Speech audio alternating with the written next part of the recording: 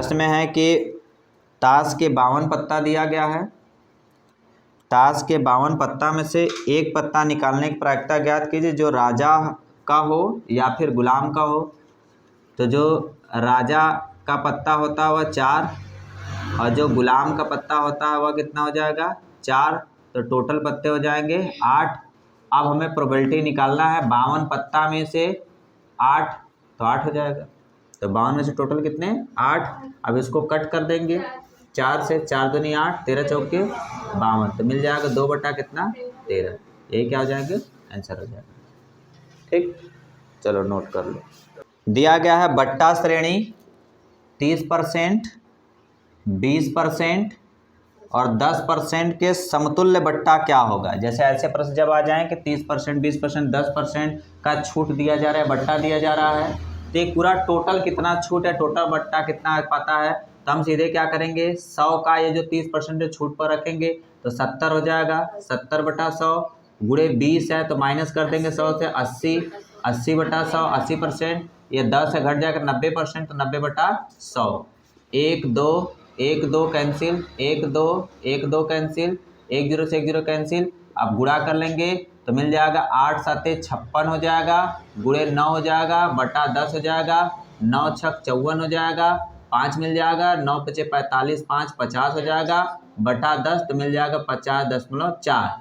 अब 100 में से क्या कर लेंगे हम 50.4 माइनस कर लेंगे, मतलब कि 50.4 में पड़ा है लेकिन पूछ रहा है कि समतुल्य बट्टा समतुल्य छूट कितना होगा, तो 100 में से 50.4 घटा देंगे तो 6 मिल जाएगा, ये 9 मिल जाएगा, 4 मिल जाएगा, 49.6।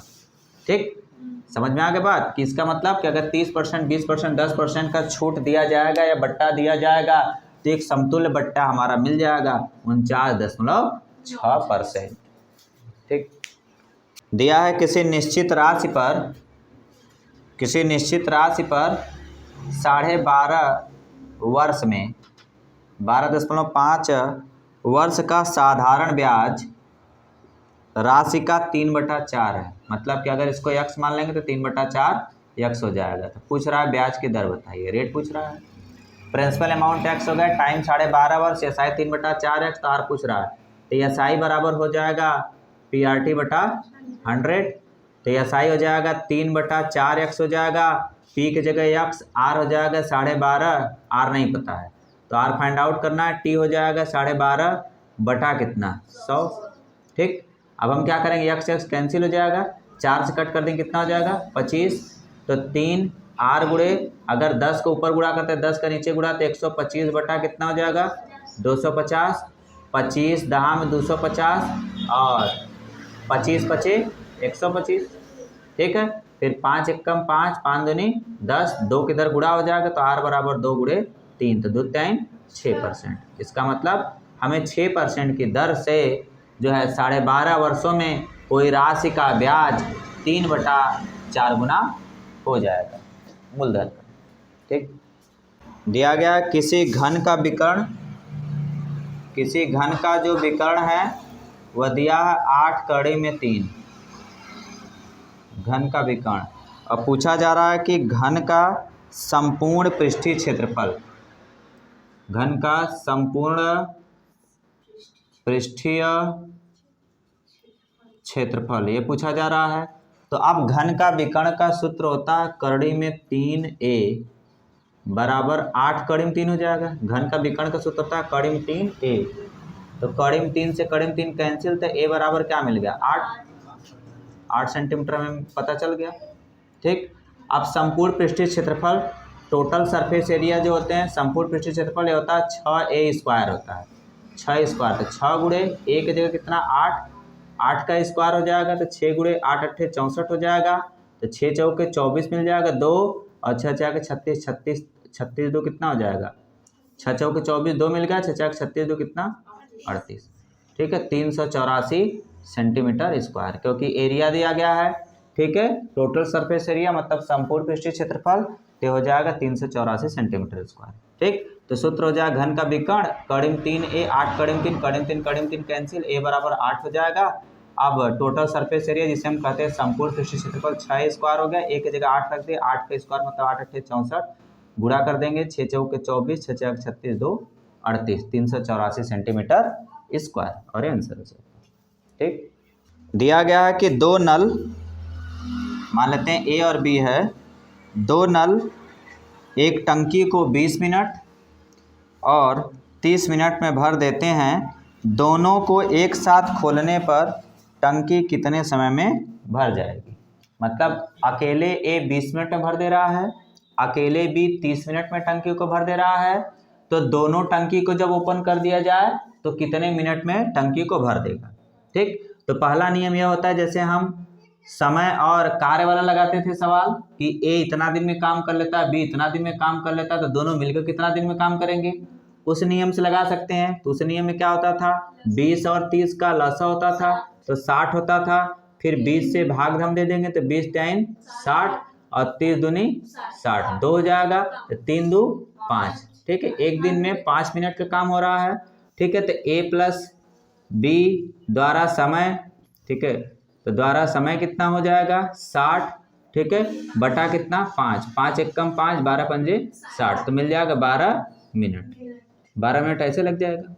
ठीक है, आराम से ए और बी दिया गया, दोनों का लसा ले लिए 60, 20 टाइम 60 हो गया, 30 दूनी 60, 3 2 5 मिनट हो गया, एक दिन का 5 मिनट का काम हो रहा है। ठीक है, इसका मतलब 60 मिनट का काम है। ठीक है, तो आप 60 भागे 5 भाग दे देंगे तो 12 मिनट में टंकी भर देगा जब दोनों नल को चालू करेंगे तब। इसका दूसरा मैंने तरीका बताया था टाइम एंड वर्क वाले में कि जब कभी भी ऐसे आ जाए दो लोग की, एक अकेले काम करता है, एक अकेले दो लोग काम करते हैं, दोनों एक साथ मिलते हैं, तब कैसे होगा। तो इसका मैंने बताया था कि टाइम के लिए हम क्या करें, जो दिया गया है वो दोनों को ऊपर क्या कर लें, हम गुणा कर लें और नीचे क्या कर लें, जोड़ दें, बस यही करना है। तो कितना हो जाएगा, 3 दूनी 6, 600 भागे कितना 50, ये खत्म कट कर दें, कितना मिल जाएगा 12 मिनट, बस ये क्या हो जाएगा आंसर, बस खत्म। ठीक है, तो जब 2 का आ जाए ना तो ऐसे नहीं करेंगे, इससे भी छोटा यह है 20 गुणे 30, जो दिया गया 20 गुणे 30, दोनों को जोड़ दो नीचे, 3 दूना 600 हो गया, 30 20 50 हो गया, 0 0 कैंसिल, 5 से काट देंगे 12 मिनट आंसर हो जाएगा। ठीक, प्रश्न में है किसी वृत्त की परिधि तथा क्षेत्रफल समान है। इसका मतलब कि वृत्त का जो परिधि होगा और वृत्त के क्षेत्रफल का, वृत्त का क्षेत्रफल आपस में क्या है, समान है। तो व्यास पूछ रहा है, डायमीटर व्यास पूछ रहा था। वृत्त की परिधि का सूत्र होता है 2πr और वृत्त का क्षेत्रफल का होता है πr²। पाई से पाई कैंसिल, r से एक r कैंसिल, तो r बराबर कितना मिल गया 2। तो व्यास क्या होता है, रेडियस का दुगुना होता है, 2r होता है, तो 2 गुणे 2, तो 2 दूनी कितने मिल गए 4, तो व्यास मिल गया 4, बचे आंसर। ठीक, मतलब परिधि मिला, क्षेत्रफल मिला, पाई कैंसिल, एक आर से एक आर कैंसिल हो गया, आर बराबर 2, तो रेडियस निकल गया। और हमेशा व्यास, जिसे हम कहते हैं डायमीटर हमेशा रेडियस का दुगुना होता है, व्यास हमेशा त्रिज्या का दुगुना, तो 2 दूनी 4, तो 4 आंसर आ जाएगा। ठीक, चलिए दिया है एक मेज को 1034 में बेचा गया, तो सेलिंग प्राइस हो गया ना, 1034 में बेचने पर 10% का लाभ हो जाता है, मतलब प्रॉफिट हो जाता है 10%। तो पूछ रहा है क्रय मूल्य बताइए, मतलब सीपी पूछ रहा है। तो हमें पता है कि 10% का लाभ हुआ, तो इसका मतलब 110%, 110% 1034 के बराबर, तो 1% कितने के बराबर, तो 1034 डिवाइड बाई कितना 110, 11 से भाग दे देंगे, तो 11 एक कम 11, ठीक है, कितनी बार में कट जाएगा, 11 9 99,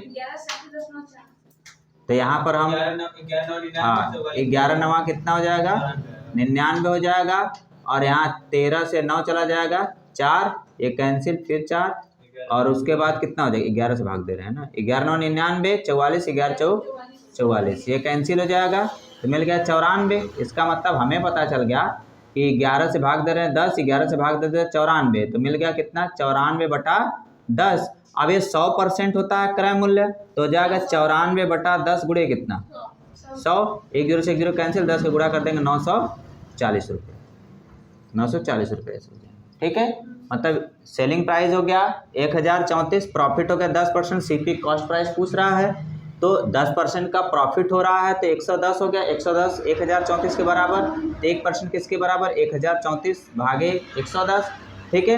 अब 11 से भाग दे देंगे, 11 से भाग दे देंगे तो कितना मिल जाएगा, 11 9 99 हो जाएगा, 4 मिल जाएगा, इधर 4 मिल जाएगा, 11 चौक 44 मतलब 94, 94/10, 94/10 हो गया, ये 1% के बराबर।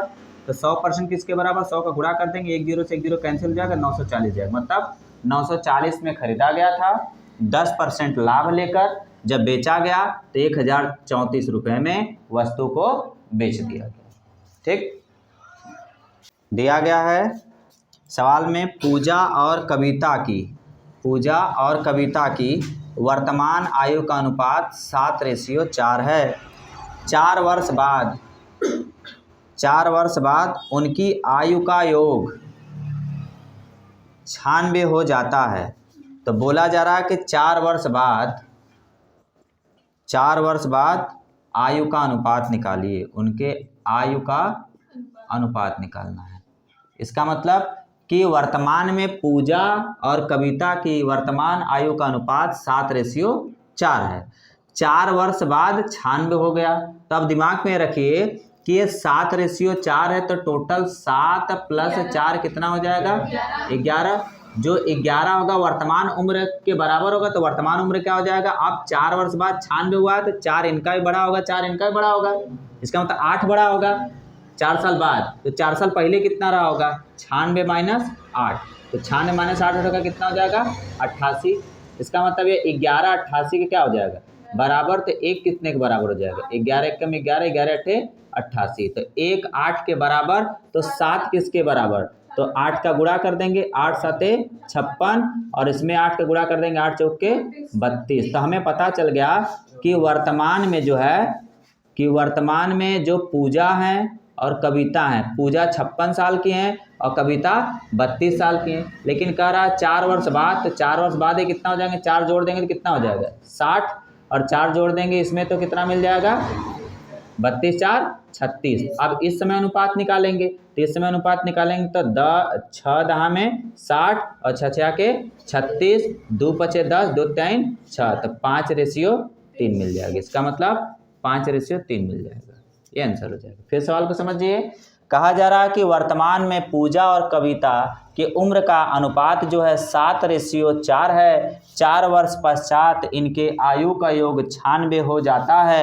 तो 4 वर्ष बाद उनके आयु का अनुपात कितना होगा। तो हमें पता है कि 7:4, तो 7 4 कितने हो जाएंगे, 11 हो जाएंगे। 11 किसके बराबर, 88 के बराबर। फिर प्रश्न आया 88 आए कहाँ से। हमें पता है कि 4 वर्ष बाद 96 योग हो जाते हैं। तो 4 वर्ष बाद ये भी तो 4 साल जुड़ेगा, और पूजा में 4 साल जुड़ेगा, तो कविता में 4 साल जुड़ेगा, मतलब 4 4 कितना हो गया, 8 साल। तो 96 में से 8 घट जाएगा तो कितना हो जाएगा, 88। मतलब वर्तमान में 88 योग हो रहा था दोनों लोग का। तो 11 बराबर 88 के, तो 1 बराबर किसके, 8 के। तो अब 8 का गुणा 7 में करें तो 8 7 कितना हो जाएगा, 56, और 8 चौक कितना, 32। और अगर जोड़ेंगे तो पाएंगे 88 होगा, 6 2 8 5 3 8। इसका मतलब करेक्ट है यहाँ तक। तो वर्तमान में 56 साल और 32 साल के हैं, 56 साल और 32 साल के। लेकिन कहा जा रहा है कि 4 वर्ष बाद उनका आयु निकालना है, आयु का अनुपात निकालना है। तो 4 इसमें भी जोड़ देंगे, 4 इसमें भी जोड़ देंगे, तो 56 4 60 हो जाएगा, और 32 4 36 हो जाएगा, 6 10 में 60 हो जाएगा, 6 6 36 हो जाएगा, 2 5 10 हो जाएगा, 2 3 6। तो हमारा मिल जाएगा 5:3। इसका मतलब कि 4 साल बाद उनका अनुपात हो जाएगा 5:3। ठीक, चलिए पहला है कि 100 तक की सभी विषम संख्या का औसत। तो 100 तक में 50 विषम होते हैं, 50 क्या होते हैं, सम होते हैं। तो n/2 100 को कट कर देंगे तो ऑप्शन अपना कितना हो जाएगा, 50। तो 100 तक की सभी विषम संख्या का औसत 50 हो जाता है। दूसरा क्वेश्चन है कि 25 78 156 का मौसा। तो मौसा का रूल बताया गया है कि ऐसी संख्या होगी तीनों में कॉमन, जो तीनों को काट देती होगी। तो हम चेक कर पा रहे हैं कि 13 से 78 तो कटेगा, 25 कटवा नहीं करेगा, ऑप्शन खत्म। 26 दिया गया, 26 25 कटवा नहीं करेगा, ऑप्शन खत्म। 36 25 कटवा नहीं करेगा, ऑप्शन खत्म। तो ऑप्शन नंबर क्या हो जाएगा, डी। हालांकि इसका मौसा भी निकाल सकते हैं, लेकिन हमें टाइम बचाने के लिए क्या करना पड़ेगा कि देखना रहेगा कि इन चारों ऑप्शन में से कोई एक ऐसी संख्या है जो तीनों को काट देगा, तो वही क्या होगा, मौसा होगा, और हाईएस्ट कॉमन फैक्टर होता है। ठीक है, HCF। तो जो है कि एक जो ऐसी संख्या है जो तीनों में कॉमन मिल जाए। नेक्स्ट है, यदि x का 16% बराबर 128 है तो यक्स का 125% कितना होगा, तो यक्स का 16% मतलब यक्स गुणे कितना हो जाएगा 16/100 बराबर 128। तो 16 एकम 16, 16 ठी 128, तो यक्स बराबर 100 किधर गुणा हो जाएगा कितना हो जाएगा 800। तो कहा जा रहा है कि यक्स का 125%, इसका मतलब क्या है कि 800 का 125, तो 125 बटा कितना हो जाएगा 100, डबल जीरो से डबल जीरो क्या हो जाएगा कैंसिल, 125 का 8 बार गुणा करेंगे कितना मिल जाएगा 1000 रुपया। ठीक है, मतलब 125 दूना 250 या गुणा कर देंगे 8 पंजे 40, 4 मिल गया, 8 दूने 16, 4 20, 2 मिल गया, 8 एकम 8 2 10, 1000। तो इसका ऑप्शन क्या मिल जाएगा ए। ठीक, नेक्स्ट दिया गया एक बस का वेग 72 किलोमीटर प्रति घंटा है, 5 सेकंड में बस द्वारा तय की गई दूरी ज्ञात कीजिए। यहाँ पर किलोमीटर प्रति घंटा में दिया गया है, तो इसे हम मीटर प्रति सेकंड बदलेंगे। क्यों बदलेंगे, क्योंकि इधर 5 सेकंड दिया गया सेकंड में। तो सर्वप्रथम क्या कर लेंगे 72 गुणे 5 बटा क्या कर लेंगे 18, 18 एकम 18, 18 से 72, 4 बचे कितना 20, 20 मीटर प्रति क्या हो जाएगा सेकेंड। फिर हम सूत्र लगा देंगे चाल बराबर दूरी बटा समय। अब हमें पता चल गया कि चाल कितना है 20 है, दूरी हमें पता नहीं है, समय हमें पता है 5 है, तो 5 किधर गुणा हो जाएगा, तो 20 गुणे 5, 20 पंजे 100। ठीक है, 100 मीटर। तो ऑप्शन हमारा हो जाएगा सी 100 मीटर। ठीक, समझ के बाद चलिए नोट कर लीजिए। दिया गया है कि एक संख्या को 136 से विभाजित करने पर 36 शेष बचता है, वही संख्या को 70 से विभाजित करने पर शेष होगा। तो जब कभी भी आ जाए कि एक संख्या को किसी संख्या से विभाजित करने पर शेष बचता है, फिर वही संख्या को किसी दूसरे संख्या से रखते हैं, तो ऐसे वाले सवाल हम क्या करते हैं, जो शेष बचता है और दूसरा वाला जो अंक रहता है इसी से भाग दे देते हैं। तो 36 भागे कितना हो जाएगा 17, 17 दूना कितना हो जाएगा 34, 2 शेष बच गया, इसका मतलब शेष बच जाएगा कितना 2 बच जाएगा। ठीक है, दूसरा है 30 परिणामों का औसत 20 है, तो 30 परिणाम का औसत 20 है, तो 30 गुणे 20 कर लेंगे, टोटल अंक मिल जाएगा। प्लस 20 परिणाम का औसत 30 है, तो 20 गुणे क्या कर लेंगे 30 कर लेंगे, टोटल कितना हो जाएगा सभी परिणाम 30 परिणाम ये है 20 है, तो 30 प्लस कितना हो जाएगा 20। तो अब औसत यहाँ पर निकल जाएगा। फिर समझिए हम यहाँ पर जो गुणा किए इससे हम निकालें कुल अंक, क्योंकि हमें पता है कि औसत बराबर होता है सभी संख्याओं का योग बटे कुल संख्या। ठीक, तो अब जो है कि औसत बराबर सभी संख्याओं के योग बटे कुल संख्या, तो कुल संख्या का औसत में गुणा कर देंगे तो सभी संख्या के योग मिल जाएगा। तो पहला 30 परिणाम का औसत 20 दिया गया, तो 30 गुणे 20 कर देंगे धन, और यहाँ पर 20 परिणाम का औसत 30 है, तो 20 गुणे 30 कर लेंगे बटा सभी परिणाम, तो सभी परिणाम 30 है और 20 है, तो 30 प्लस 20 50 हो जाएगा। अब गुणा कर देंगे तो 3 दूनी 6, 600 प्लस 3 दूनी 6, 600 भागे कितना 50, तो हो जाएगा 1200, 1200 भागे 50, 1 0 से 1 0 कैंसिल, 5 से कट कर देंगे, 5 दूनी 10। ठीक है, और 5 चौके 20 कैंसिल हो जाएगा, इसका मतलब मिल जाएगा 24, 24 ऑप्शन ए वाला हो जाएगा। ठीक है, ये वाला करेक्ट हो जाएगा। नेक्स्ट है किसी समबाहु त्रिभुज का क्षेत्रफल 400 कड़ी में 3 मीटर स्क्वायर है, इसका परिमाप बताइए। तो अब यहाँ पर जो है कि हम सूत्र लिख देंगे कि समबाहु त्रिभुज का क्षेत्रफल, समबाहु त्रिभुज का जो क्षेत्रफल होता है कड़ी में 3/4 ए स्क्वायर होता है। इसका मतलब कड़ी में 3/4 ए स्क्वायर बराबर किसके हो जाएगा 400 कड़ी में 3 के, तो कड़ी में 3 से कड़ी में 3 क्या हो जाएगा कैंसिल, 4 किधर भी देंगे गुणा हो जाएगा, ए स्क्वायर बराबर 4 का इसमें गुणा होगा 4 चौके 1600, तो ए बराबर 1600 का वर्गमूल निकाल देंगे तो कितना मिल जाएगा 40। ठीक है, 40 मीटर मिल जाएगा। अब हमें पता चल गया भुजा है समबाहु त्रिभुज है, तो तीनों भुजाएं आपस में क्या होंगी बराबर होंगी, तो जो परिमाप होगा वो क्या हो जाएगा 3 गुणे 40 कर देंगे, तो 4 3 कितना मिल जाएगा 12, 120, 4 3 12 120 मीटर। तो ऑप्शन नंबर ए मिल जाएगा इसका आंसर। ठीक, चलिए नोट कर लीजिए।